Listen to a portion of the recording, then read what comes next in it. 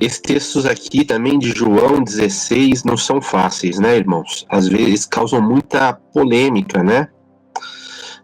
Tanto é que tem um grupo que vai falar aí que o Consolador, na verdade, seria alguém que viria depois, né?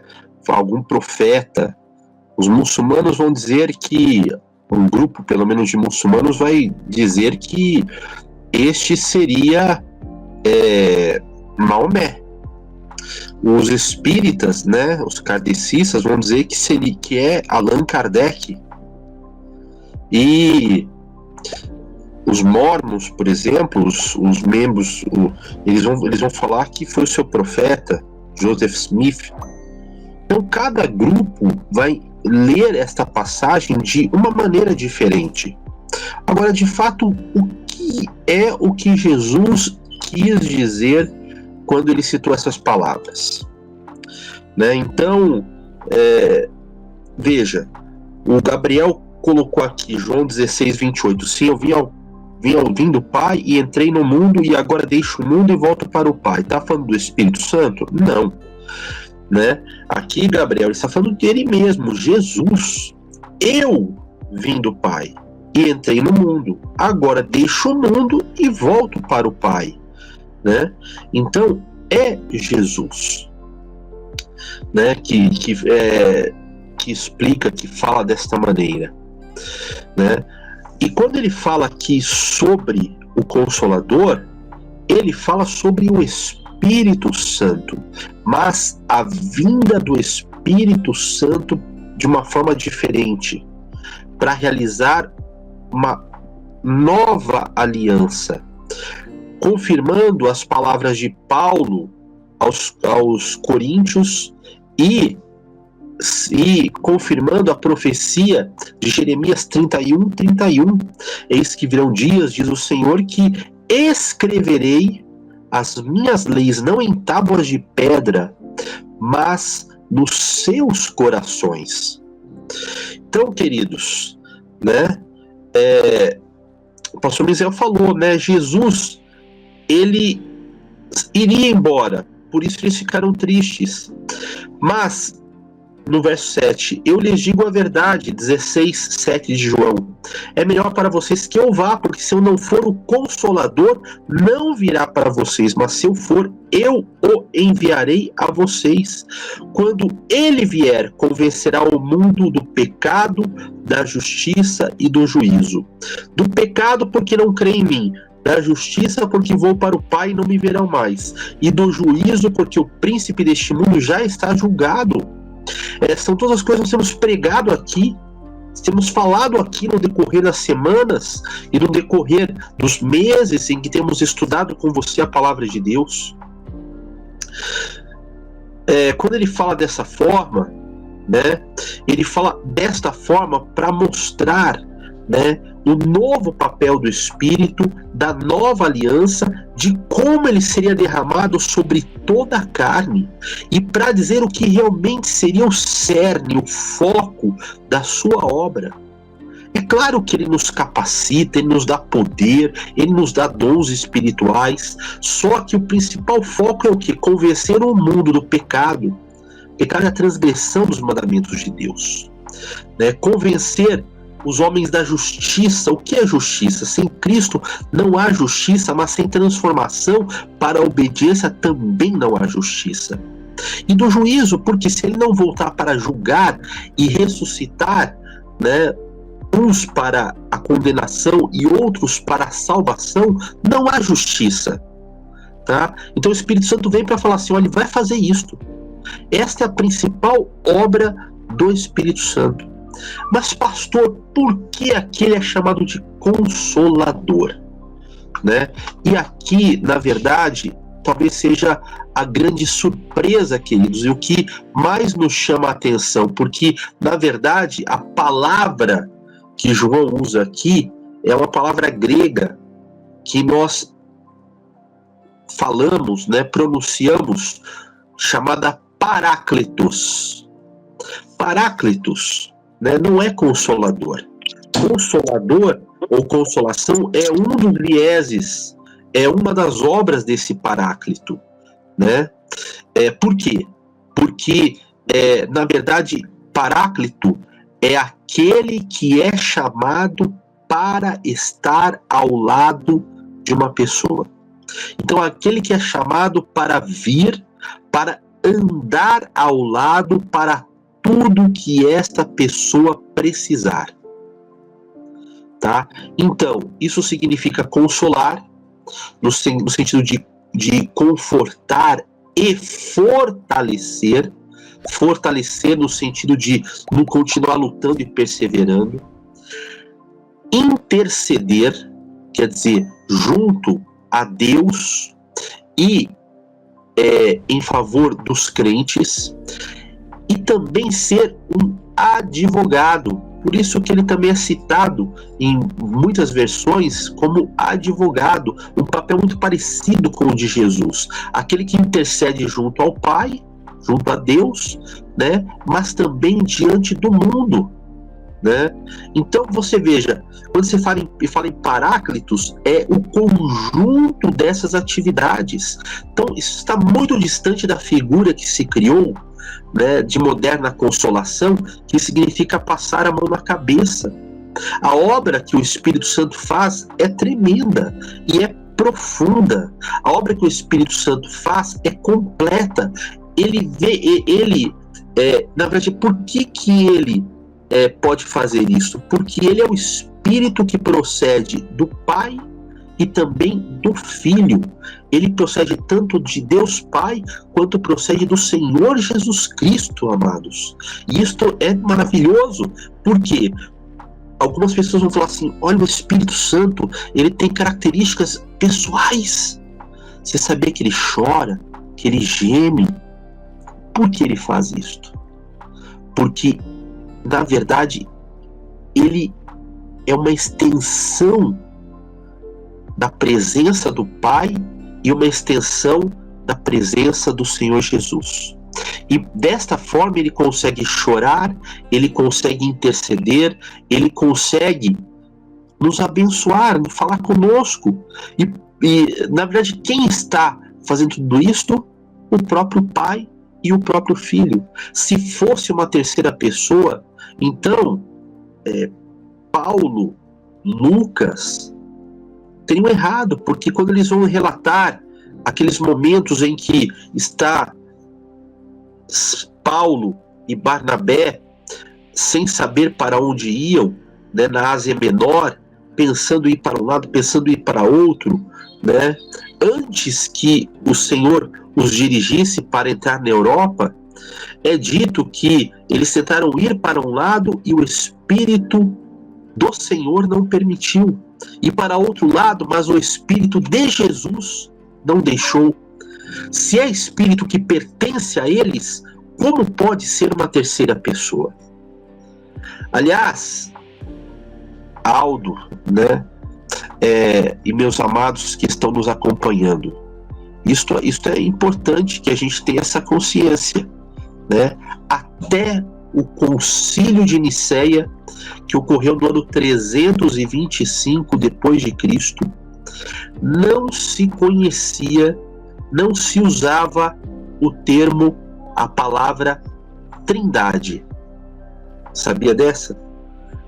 Ela se torna comum no vocabulário do cristianismo quando, no Concílio de Nicéia, ela é oficializada, né? Até então não era um conceito, era uma disputa. A partir do ano 325 se torna um conceito porque ela passa a ser obrigatória, mas não bíblica. Você não encontra esta palavra nas Escrituras, mas dá a entender isto. Não dá a entender isso não, querido. É a mesma coisa você falar que você fala de unicismo. O Pai e o Filho são a mesma pessoa. Não são a mesma pessoa. Se são a mesma pessoa, Jesus, ele é um ator. E, desculpe, ele mentiu. Porque quando eu estou falando com alguém assim, Pai, glorifica o teu Filho, e esse pai não existe, estou falando para mim mesmo, eu estou fazendo um teatro e estou enganando os que estão ao meu derredor, fazendo-os acreditar numa coisa que não existe. Jesus nunca fez isso, ele sempre foi transparente e muito verdadeiro. Ele sempre tratou o Pai como uma outra pessoa, mas ele não trata o Espírito Santo simplesmente como uma outra pessoa. Ele trata assim como o seu Espírito, né, que viria trazendo a sua presença, trazendo a presença do próprio Pai. Então, queridos, isto é uma coisa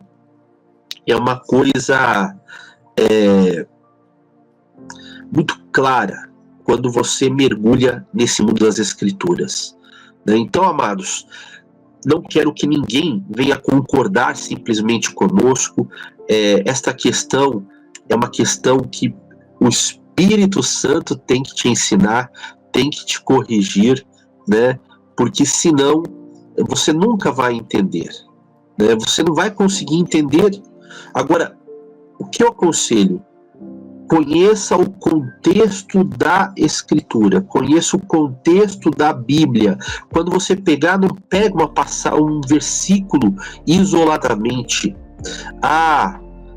Se eu não for, o Consolador não virá para vocês, mas se eu for, eu virei e enviarei até vocês.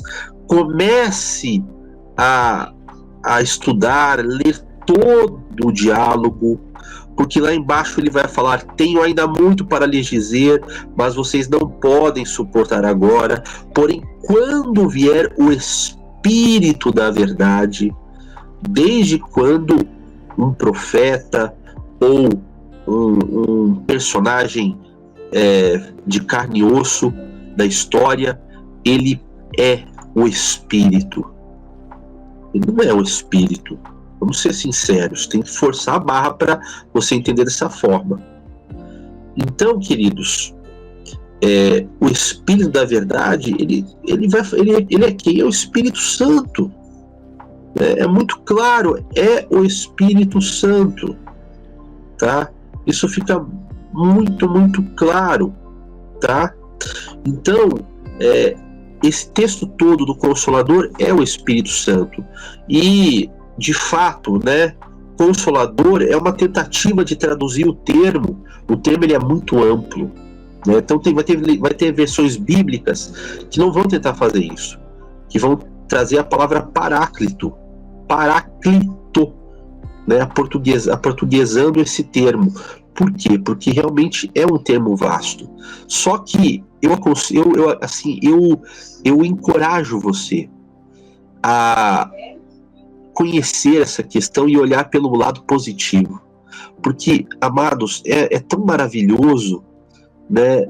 Muitos aqui eu tenho certeza que não conheciam. Se você puder colocar aí nos comentários se você sabia disso que eu estou falando aqui para você hoje, né? Que esse termo paráclito, ele é tão amplo, ele é tão profundo, que vai desde defender os mandamentos e princípios da verdade, passando por convencer as pessoas sobre a obra de Jesus, o único que pode nos fazer justos, indo lá para frente para falar das profecias. Tem gente que fala assim: poxa, esses pastores falam só de profecia, só tem isso, é uma nota só, é um discurso, e repetem, falam e já está enjoando. Meus amados, quem fala é o Espírito Santo. Ele convence a respeito do juízo, e convencer a respeito do juízo é o quê? Fala das profecias, tá? Então, veja, o Paráclito, ele é consolador, é advogado, é intercessor, ele caminha junto conosco. Não era assim na antiga aliança. Ele estava sobre os profetas e por medida. Hoje ele está, o pastor Misael falou isso num dos programas anteriores, hoje ele não é dado por medida, né? E ele está ao nosso lado para caminhar conosco, para caminhar com você. Eu quero aqui desafiar você, no poder dele, na unção dele. Eu quero desafiar você esta noite, não apenas a conhecer este aspecto mais profundo, mas a abrir a sua vida para que ele possa caminhar com você. O Senhor não te chamou para você andar este caminho sozinho. Ele chamou você para você caminhar com ele, ao lado dele e você terá experiência relacional. Como que o Pai e o Filho habitam em nós, queridos? Veja, Jesus falou assim, ó, quem me amar, guardar os meus mandamentos, eu virei a ele, e eu e o Pai faremos morada nele. E assim como nós somos um, também seremos um nele. Como é possível isso em nossas vidas? Você já ouviu mais alguma passagem dizendo que o Pai e o Filho habitariam no nosso íntimo? Eu só conheço essa. Só que as outras falam que o Espírito Santo habitaria. Então é por meio do Espírito Santo, que é o Espírito do Pai e do Filho, que eles habitam no nosso íntimo. Isso só é possível para não se tornar apenas uma figura de linguagem aleatória, se de fato o Pai e o Filho estiverem habitando, e eles estão. Porque o Espírito é o Espírito deles. Isso faz com que eles próprios estejam habitando no nosso íntimo. Veja, Aldo, que coisa maravilhosa. Mas se falar é fantástico, amado e amada, experimenta caminhar junto com o Espírito Santo. Experimente ter ele na tua vida. Amado, você não é chamado para carregar todo esse peso aí sozinho, não. Não é chamado para vencer sozinho, não. Não é chamado para conquistar nas tuas forças, não. Ele prometeu e ele quer. A única maneira de você conseguir fazer esse percurso, que é ao lado do Paráclito. Dá lugar para que ele possa fazer. Não seja confundido, tá? Definitivamente, a Trindade não é um conceito bíblico. Só se eu forçar a barra e não entender o Espírito Santo, só se eu ignorar, Aldo, toda a escritura hebraica. Eu tenho que ignorar todo o chamado Antigo Testamento, porque lá o tempo todo é falado que ele é o vento, ele é o sopro, ele é o ar que se move, tá? Eu pergunto, será que o Moisés, Elias, que era cheio do poder dele, da unção dele, olha, estamos falando esses dias sobre, da escola bíblica, sobre Eliseu, né? Assim como Deus usou ele naquele episódio da Sunamita, que ressuscitou o filho dela, Eliseu, Jeremias, que profetizou a nova aliança, Davi, que é um dos autores dos Salmos, Isaías, que falou para nós sobre um menino nos ter nascido, um filho nos ter sido dado, e que nos fala sobre a nova terra, e que fala sobre o reino milenar. Todos eles não sabiam quem estava habitando eles e usando eles, não sabiam que o Espírito Santo era a terceira pessoa da Trindade. Todo mundo está errado. Todo mundo está errado, menos você. Menos você, que não está se baseando nas escrituras, está se baseando em dogmas, em tradições humanas. Cuidado com isso. Jesus fala, em vão me adoram, porque guardam preceitos de homem. Por que é em vão que adoram? Porque adorar, queridos, não significa apenas cantar. Adorar é servir, adorar é obedecer. É em vão que você segue Jesus se você está obedecendo preceitos que não vêm de Deus, mas vêm de homens. Se eu não entender isto, eu não tenho como falar com convicção e autoridade, eu quero o batismo em nome de Jesus. Não tem, porque tanto faz, na dúvida, né? Tem igreja que faz, né? Eu te batizo em nome do Pai, Filho e do Espírito Santo, em nome de Jesus, né? Então, não, na dúvida, vai nos dois. Na dúvida, vai nos dois. A palavra de Deus não carrega essas dúvidas, queridos. Jesus falou, é sim, sim, não, não. Então nós temos que falar, em nome do Senhor Jesus, sim, sim. E não do Pai, do Filho e do Espírito Santo. Pai é nome? Não. Filho é nome? Não. O Espírito Santo não é o nome. Tá? Então não pode ser. E outra coisa, quando você fala nome, você fala em autoridade. E não simplesmente nome. se fala autoridade, né? E aí, será que de fato você tem honrado, respeitado, glorificado esta autoridade?